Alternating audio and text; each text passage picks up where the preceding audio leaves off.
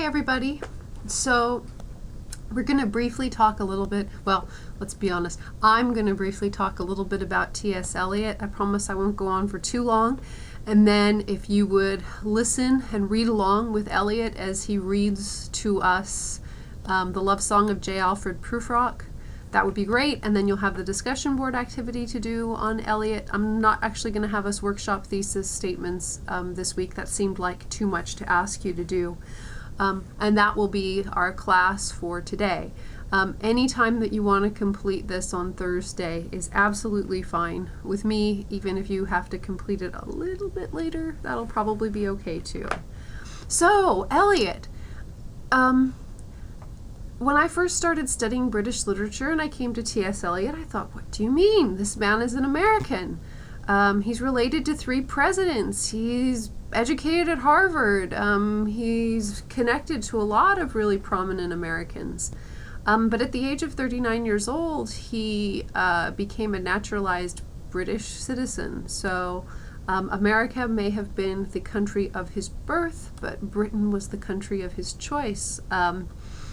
So he does get grouped very often with under the umbrella of British literature, but he really is more of a transatlantic kind of a figure, at least in my opinion.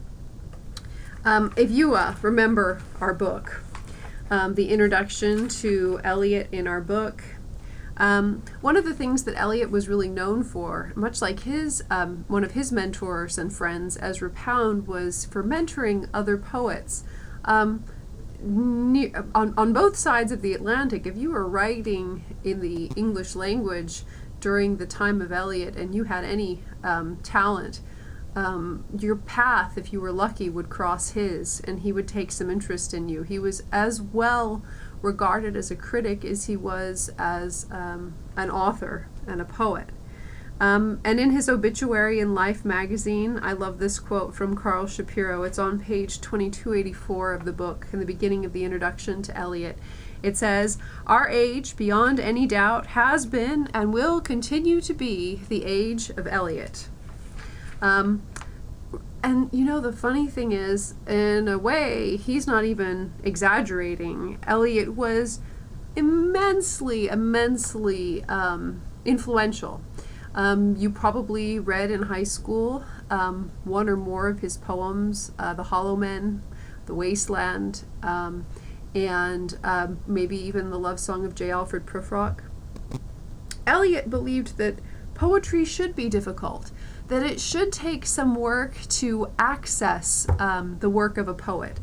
Now, one of the themes that we're sort of coming back to again and again in this class is writers struggling with what it means to be a writer. As a critic, Eliot took kind of a long view of this. He wrote about the metaphysical poets like John Donne and sort of the difference between the way a mind like Donne's would work, seeing himself and his thoughts and his experience as a unified whole, and the way that the modern mind worked in sort of a more fragmented kind of a way. But I wanted to call your attention, because definitely I'm building toward a midterm question that might ask you to kind of track the perceptions of the role of the writer. I want to call your attention to page 2328 of the text. It's after that section heading, where's the camera? Section heading 2. And it's kind of halfway down the paragraph.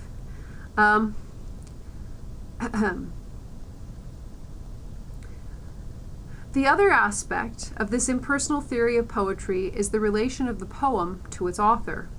As I hinted by an analogy, the mind of the mature poet differs from that of the immature one, not precisely in any valuation of personality, not by being necessarily more interesting or having more to say, but rather by being a more finely perfected medium in which special or very varied feelings are at liberty to enter into new combinations. So this is Eliot's idea of what the poet is or does. The poet doesn't have more to say than the mere mortal. The poet is more sensitive.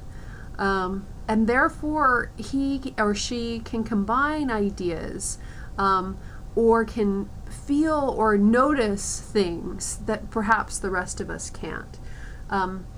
Maybe you know someone who's really sensitive. I know lots of people like this, and someone will say something, and your sensitive friend will feel insulted, and you're like, wait, there was nothing there. But they feel things differently. They are more sensitive.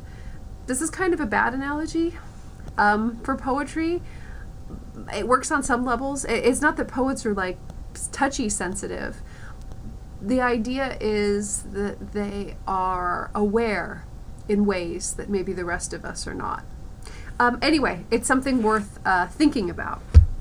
Okay, hopefully I'm not going to talk at you very much longer, because I know this is sort of an artificial way to interact. Do the discussion board activity. That'll give us some more chance to talk about Eliot and his work and poetry. Listen to the recording of Eliot reading Prufrock. It's really good, I promise. And I will see you all on Tuesday.